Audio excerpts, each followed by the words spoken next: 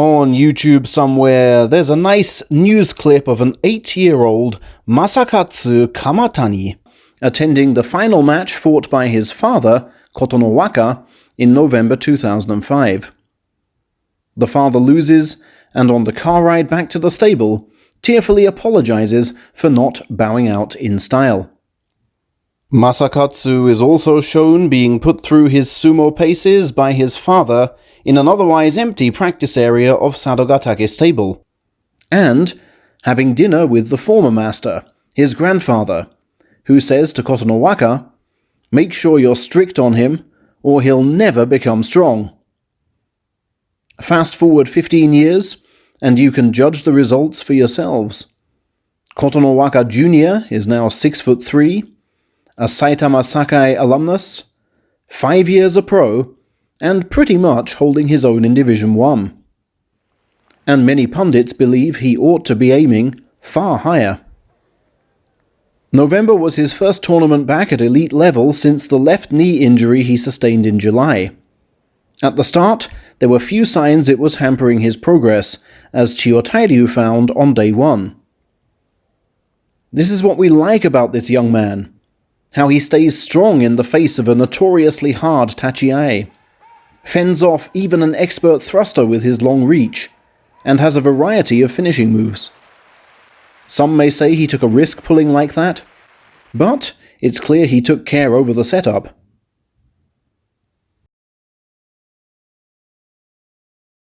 Day 2, the left knee looked good as he stood up to Ichinojo's charge, refusing to retreat, waiting for the predictable pull, and being unafraid to throw his body forward for the push-out. Day 3, Kotonowaka once more held ground at the tachiai, and his superior power forced Chiyonokuni to parry. But despite keeping balance, this time, unlike on day 1, he tried the slapdown in a panic, and merely left his large chest exposed to a man ruthlessly determined to hit upwards. A better fist of it made than in September, admittedly, but to actually beat this guy, firmer encroachment to secure an inside left might be needed.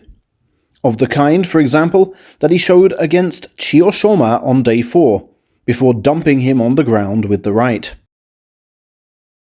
On day 5, he was strong enough even to call the shots against unbeaten Shimano Umi, but in the end lost the battle to a determined right, which allowed his dangerous left no purchase on the orange belt.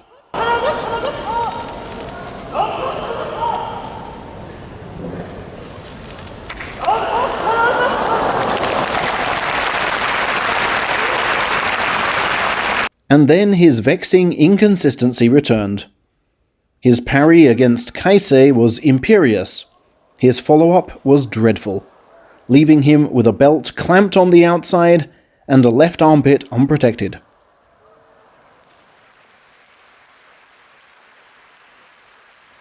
And on day 7, after blocking Ishiura's first dive, he completely missed the second, allowing an awful lot of muscle under both armpits.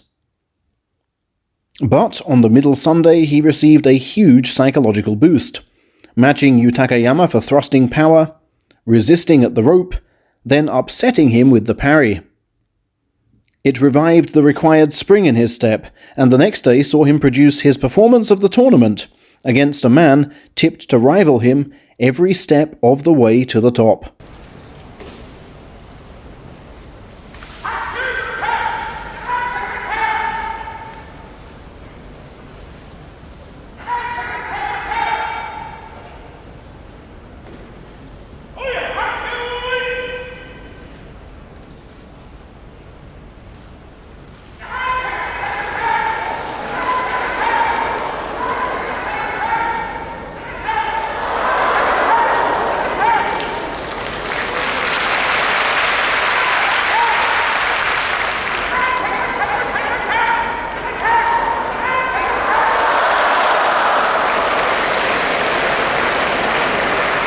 Fabulous grit shown in a technically rich match, which turned on the blocking of Hoshoryu's trademark trip throw with powerful leaning shoulders.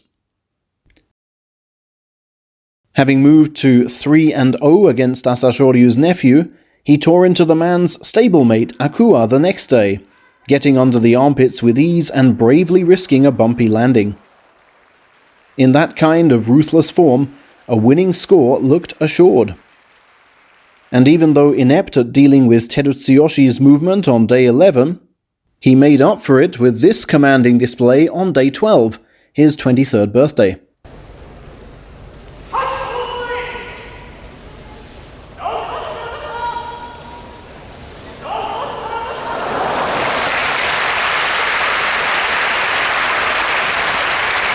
Most fighters would rejoice at reaching 7 and 5, but Kotonowaka's final 3 days are notoriously bad, yielding only 4 wins from 17 in the 6 tournaments prior.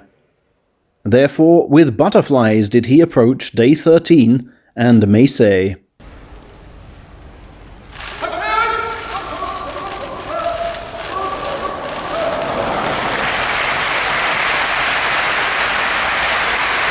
The failed pull, a sign of sheer desperation to win. And the next day he surprised Tokushoryu by going for an outside right and gifting him his favoured stance.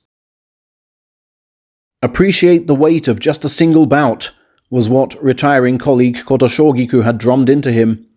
But Kotonowaka was letting the weight crush him.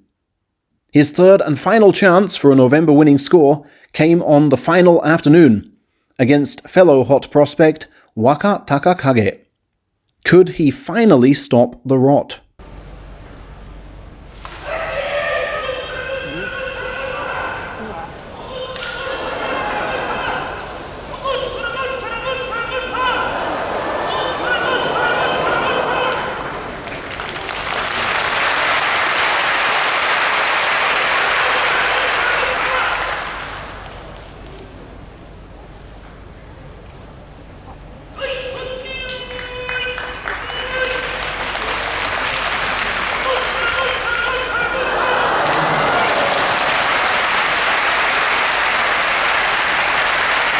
His fighting spirit was far more visible, but he was technically outwitted.